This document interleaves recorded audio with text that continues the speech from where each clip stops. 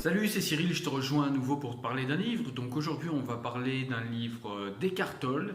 C'est un livre qui s'appelle Le pouvoir du moment présent. C'est un best-seller. Allez, je te parle de ce livre tout de suite, c'est parti. Voilà, donc avant d'aller plus loin dans ce que raconte le livre, Le pouvoir du moment présent, on va essayer de se demander qui est Eckhart Tolle. Donc Eckhart Tolle, c'est tout simplement un Canadien d'origine allemande qui est né en 1948. Et c'est une personne en fait qui a aujourd'hui 70 ans environ et qui dit que pendant toute la première moitié de sa vie, jusqu'à environ 29 ans, il a été très déprimé, il n'était pas bien dans la société dans laquelle il vivait, etc.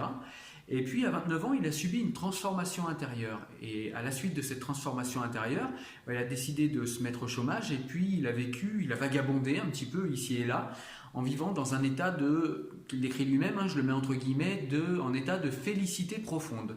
Voilà, et donc ensuite il est devenu conférencier, il est devenu écrivain et guide spirituel. Et donc il a écrit ce livre, Le pouvoir du moment présent, dont on va parler aujourd'hui.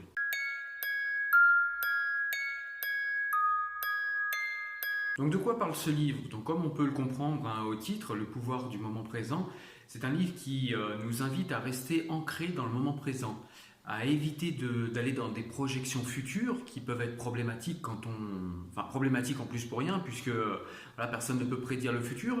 Et puis il ne faut pas aussi rester dans des amertumes passées, voilà, dans des problèmes passés, dans des choses qui sont passées. Et il nous invite à rester vraiment ancré dans le moment présent.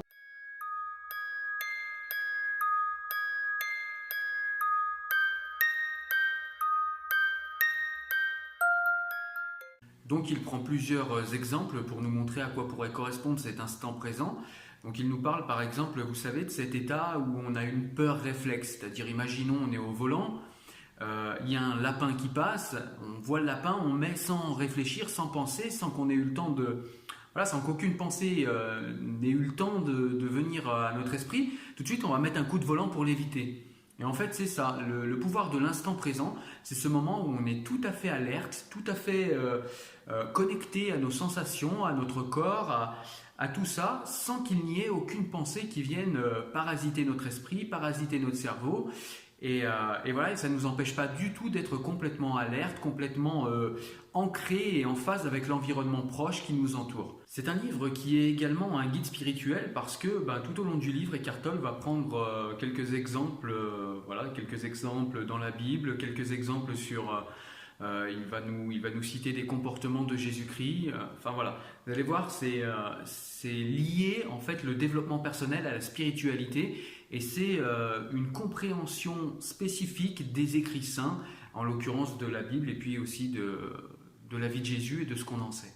Et donc, pour être le plus possible dans l'instant présent, Eckhart Tolle nous invite à nous débarrasser de cette petite voix au fond de nous qu'il appelle, lui, l'ego ou bien le mental.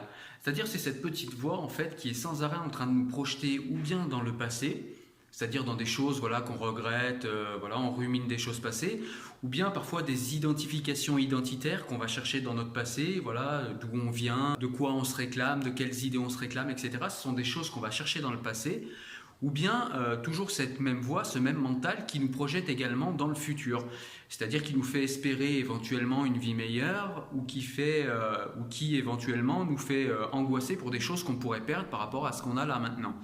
Et donc le but de ce livre, ce que nous raconte ce livre, c'est que se débarrasser du mental, se débarrasser de ces projections futures et de ces projections passées dans notre vie quotidienne et rester présent et rester alerte quant à l'instant présent sans avoir de pensée, eh bien c'est bien plus pertinent, c'est ce qu'il appelle lui l'illumination. Alors évidemment dans le livre on n'est pas dans quelque chose de complètement utopique, on comprend bien qu'on a besoin quand même de projections dans le futur, ne serait-ce que pour prendre un rendez-vous chez le médecin la semaine prochaine. Vous voyez ce que je veux dire? On a quand même besoin parfois pour des raisons pratiques, de se projeter dans le futur ou bien d'aller chercher dans le passé.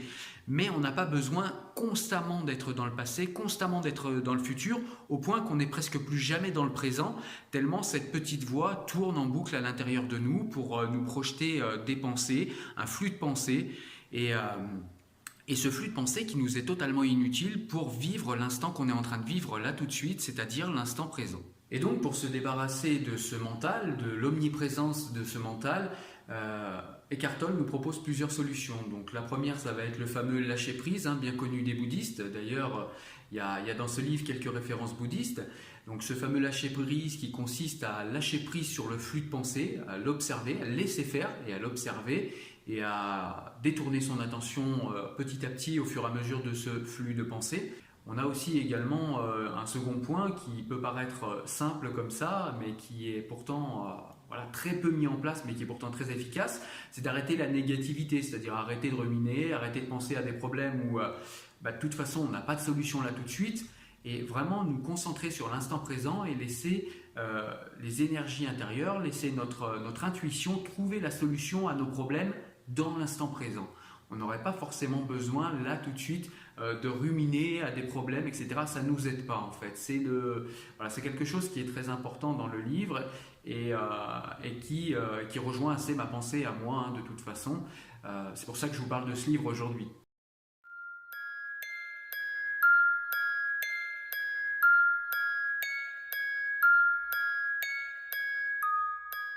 Et puis dernier point, la chose bénéfique à se débarrasser du mental, c'est qu'en fin de compte, les émotions, notamment quand elles sont négatives, les émotions négatives ne sont que la manifestation physique des pensées qui traversent notre esprit et auxquelles on accorde beaucoup trop d'importance. Et du fait qu'on soit, voilà, comme je vous l'ai dit tout à l'heure, dans des ruminations passées ou bien dans des angoisses pour le futur ou des choses comme ça. Voilà, et c'est donc les émotions ou bien même parfois des manifestations physiques vraiment, c'est-à-dire l'accélération du cœur, la transpiration, parfois pour ceux qui font un peu plus d'anxiété, les mains moites, etc., les mains qui tremblent. Et bien tout ça, en fait, c'est simplement des manifestations physiques et des pensées qu'on laisse parasiter notre esprit tout simplement. Donc voilà, je vous ai résumé le livre. Évidemment, c'est beaucoup plus étoffé dans le livre, c'est beaucoup plus précis, c'est beaucoup plus expliqué dans le détail, dans la profondeur, avec, comme je vous l'ai dit, des exemples qui prennent en compte la spiritualité, etc. Donc vraiment, il faut aller voir ce livre. Et puis, ce qu'il y a de bien aussi dans ce livre, c'est qu'il y a vraiment des exercices pratiques, c'est-à-dire des choses à mettre en place dès que vous avez terminé le livre. D'ailleurs, dans le livre, plusieurs fois, il nous enjoint à agir après le livre, hein, pas seulement à écouter ce livre et à l'écouter pour se donner bonne conscience, pour se faire du bien, et puis après on pense à autre chose, et puis on continue notre quotidien. Non, c'est vraiment un livre qui doit vous pousser à faire des expériences, à essayer les exercices qu'il donne dans le livre, et puis après à les continuer s'ils vous font du bien, ou à vous arrêter si ça ne sert à rien pour vous. Mais pour avoir essayé moi-même quelques-unes des méthodes qui sont dans le livre, je peux vous dire que voilà, on pense qu'on veut de tout ce qui est l'aspect spirituel du livre et tout ce qui est l'aspect métaphysique, on va dire. Mais en tout cas, au niveau pratique, on ne peut pas dire que ce qu'il décrit dans le livre est complètement inopérant. Moi, je l'ai essayé et franchement, ça fonctionne.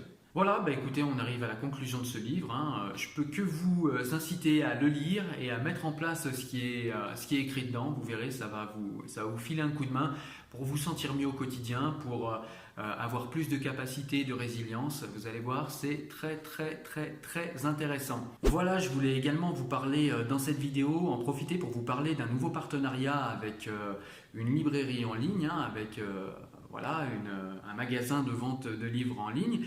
Et si vous commandez par la chaîne, vous avez moyen ici, avec les liens que vous allez trouver en description ou bien sur le blog Enfants du siècle, vous aurez moyen d'avoir les frais de port offerts pour tous les livres que vous allez commander. Puis dès qu'il y aura des promotions, je vous en parlerai également pour que vous puissiez en profiter et que vous puissiez vous instruire en payant moins cher. Voilà mes amis, sur ce je vous dis à très bientôt. N'oubliez pas que le savoir est une arme et qu'il faut toujours sortir armé. N'hésitez pas également à aller voir mon profil Tipeee si jamais vous avez envie de participer à l'aventure et avoir des contenus exclusifs. Quant à moi, je vous dis à la prochaine vidéo. Ciao, ciao, salut.